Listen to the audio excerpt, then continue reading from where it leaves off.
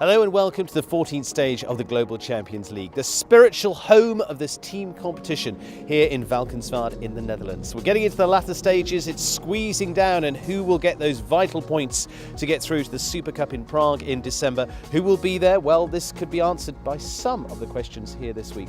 Frederick de Backer here to answer a few of those questions. Let's start at the qualifying end of the table, top 16 teams going through to Prague.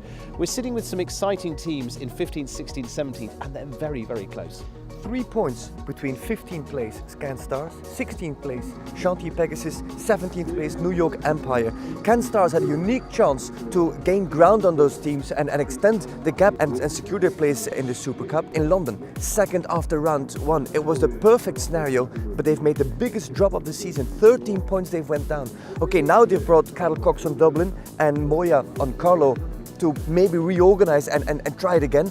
But last week was a fantastic opportunity for them and they blew it. And that team together, when you start looking through, they're a pairing that would tend to have fours and clears, so they should be there or thereabouts this week. New York Empire, we'll see if they can make a move again. Good performance from Scott Brash last week. Keane O'Connor, again, it wasn't quite capitalised on. So they've all got quite a bit to work on.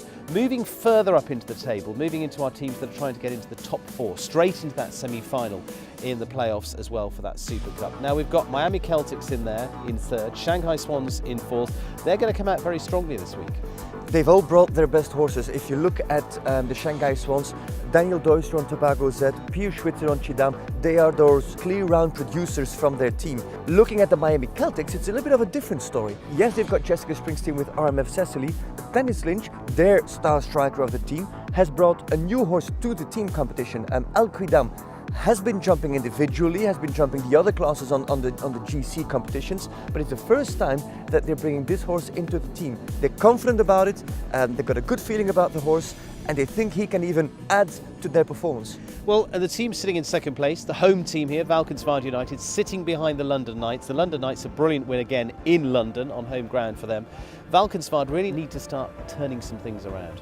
What do they have to look at? Do they have to look at London Knights and trying to close up on the London Knights, or do they have to look back at the Miami Celtics and the Shanghai Swans, who are closing the gap to them? Of course, they are fielding their best horses. They are fielding Fairlight van Heijken with Alberto Zorzi. They are bringing Marcus Eining with Conade NRW. So they are trying everything within their power, bring the best horses and the best riders, but it has to turn into points. So, for you, who's going to be a team that makes the biggest difference to any of that chart this week? Rome Gladiators. I believe the Rome Gladiators are here with a very strong team, a very motivated team. The young wolves, the hungry wolves. It's Marlon Zanotelli, it's Constant van Pasen, it's Abdel Said.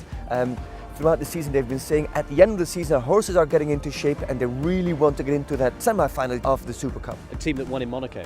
They've got the credentials to do it. We will see who will come out as our winner here in Valkenswaard. The only way to find out is come and join us for all the stages of the Global Champions League. It's getting very close.